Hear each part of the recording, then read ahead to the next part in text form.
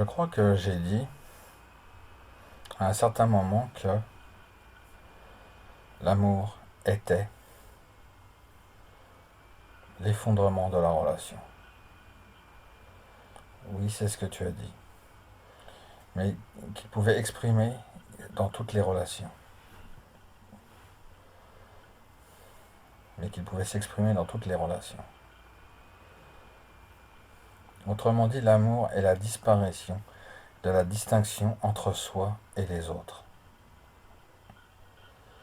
Tant qu'il existe un soi et un autre, il y a une distance.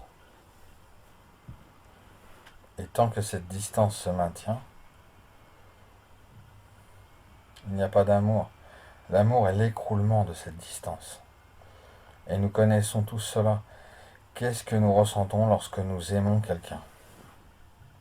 Lorsque nous éprouvons de l'amour, nous ne ressentons pas, nous, l'absence de distance ou de séparation? N'est-ce pas que, par exemple, l'expérience de tomber amoureux, on tombe hors de notre entité séparée, confinée. Vous tombez ensemble dans un espace partagé. L'espace partagé de notre être. Donc, c'est pourquoi j'ai dit que l'expérience de l'amour elle-même est l'effondrement de la distinction entre le soi et l'altérité. Mais n'y a-t-il pas des gens qui peuvent aimer sachant que leur essence et ton essence sont une seule et même nature, mais qui pourtant ne tombent pas amoureux? Bien sûr, ainsi ce dont on fait essentiellement l'expérience dans l'amitié, l'amour qui est expérimenté dans l'amitié est le même amour qui est expérimenté lorsqu'on tombe amoureux. Il est juste exprimé différemment. Ce n'est même pas, je n'ai rien dit concernant le fait d'aimer bien quelqu'un. On devrait aimer tout le monde, mais on ne doit pas aimer bien tout le monde. Il y a une grande différence. Autrement dit, nous devons reconnaître que ce que nous sommes essentiellement, que nous partageons, tous les êtres partagent leur être. Lorsque tous les êtres disent je ou je suis, ils font référence au même être. Donc, être est notre point commun. C'est la seule chose que tous les êtres ont en commun, juste le sentiment de je suis ou je suis conscient. Et cette reconnaissance est l'expérience de l'amour. Donc l'amour n'est jamais la propriété d'un individu, il est toujours partagé. Entre nous tous, il ne peut jamais être morcelé ou séparé et devenir la propriété exclusive d'une seule entité ou de deux entités. Cependant, cette reconnaissance peut s'exprimer très différemment. Elle s'exprime d'une façon unique avec notre conjoint ou conjointe.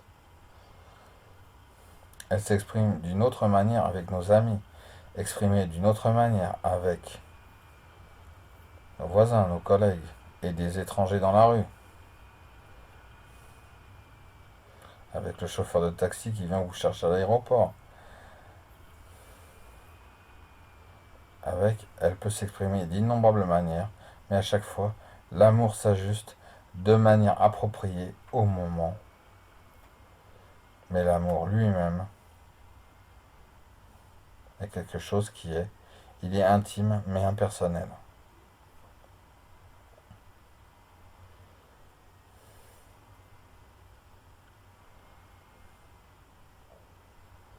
Donc je ne suggère pas que,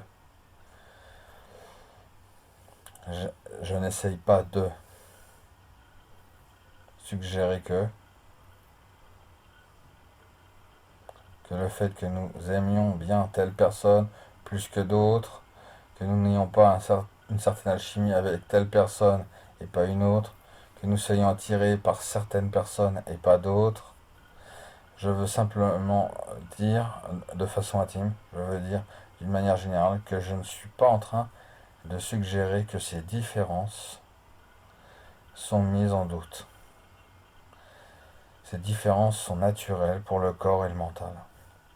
Différents corps et mentaux sont attirés vers mon expérience et que je veux dire, lorsqu'on tombe amoureux de j'ai envie, je veux juste être en leur présence et être ouvert envers eux autant que possible. Tandis que je peux aimer d'autres personnes, mais je ne veux pas forcément être tout le temps avec eux. Et même pas du tout. Oui, mais tu vas, dans tous les cas, à l'expérience réelle de l'amour elle-même.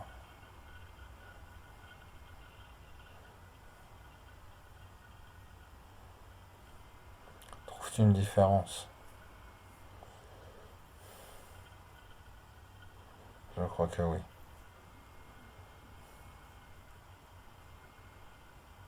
Dans le sens que, au niveau des sentiments, mais au plus profond, au niveau les plus profonds,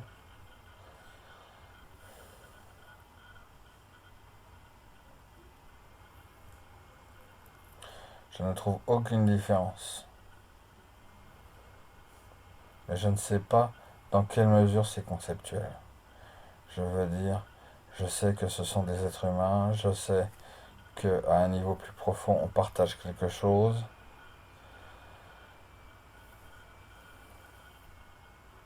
Au-delà du fait d'être que des êtres humains, au-delà de la catégorie des êtres humains,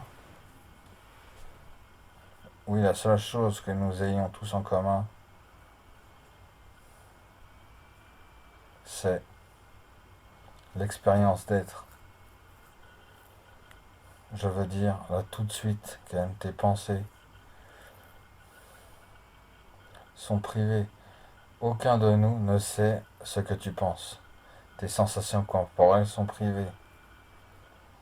Le monde dont tu fais l'expérience est unique pour toi.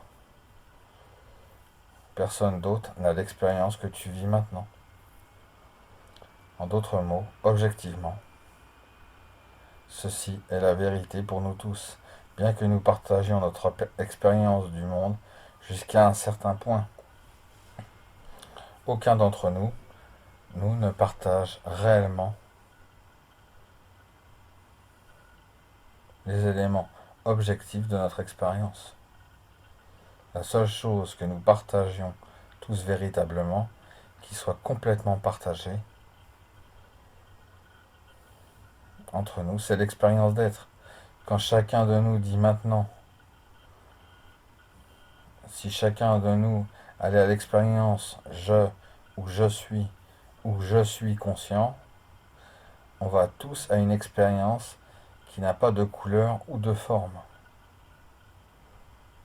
On va à la même expérience, non pas à une expérience similaire, mais nous allons tous au même être qui brille dans chacun de nos manteaux, en tant que la connaissance je suis elle-même être, et c'est l'être infini de Dieu. Et reconnaître cela est l'expérience de l'amour. Oui, oui, oui, je comprends. Donc l'amour est la reconnaissance de notre être partagé. Et comme vous le savez, vous pouvez aussi le ressentir avec un animal, autant qu'avec un être humain.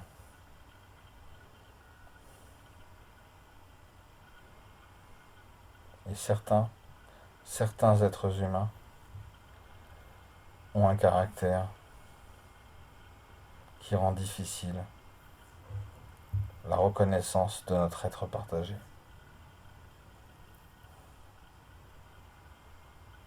Et d'autres êtres humains ont un caractère qui semble nous inviter à faire l'expérience de cet être partagé, et ceux-là tendent à devenir nos amis.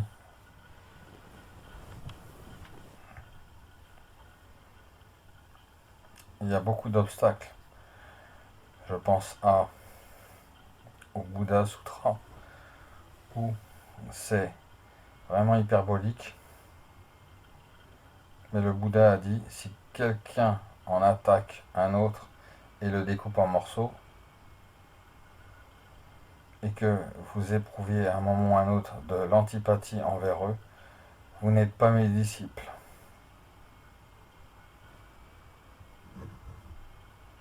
Et c'est seulement depuis que j'ai commencé à suivre les enseignements de la tradition de l'Advedanta que j'ai commencé à comprendre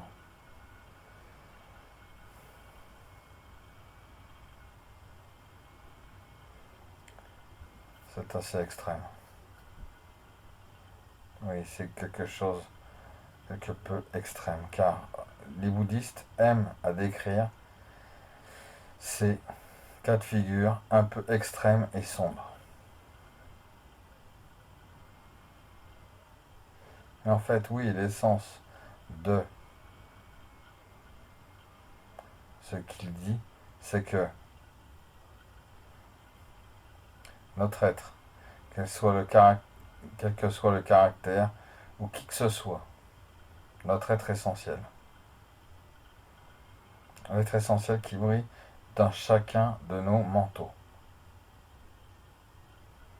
en tant que la connaissance je suis, ayant même ce je suis ait été coloré par n'importe quelle caractéristique de nos pensées ou nos sentiments. Ce je suis est le même en chacun de nous.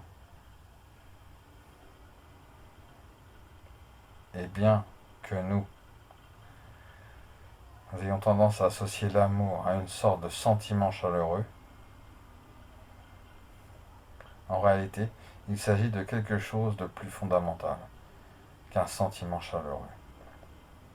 Bien qu'il ait des impacts sur le corps, lorsque nous en faisons l'expérience, le corps se détend et nous nous sentons ouverts envers les autres. Donc ce sentiment chaleureux traverse le corps, mais ce sentiment est la répercussion de l'amour dans le corps. L'amour lui-même est quelque chose de plus profond qu'un sentiment chaleureux. Et cette reconnaissance peut survenir sans que tu ressentes profondément ce sentiment chaleureux envers l'autre. Pratique avec le chauffeur de taxi avant de pratiquer avec le bonhomme qui va te découper en morceaux sur la route. Vas-y doucement.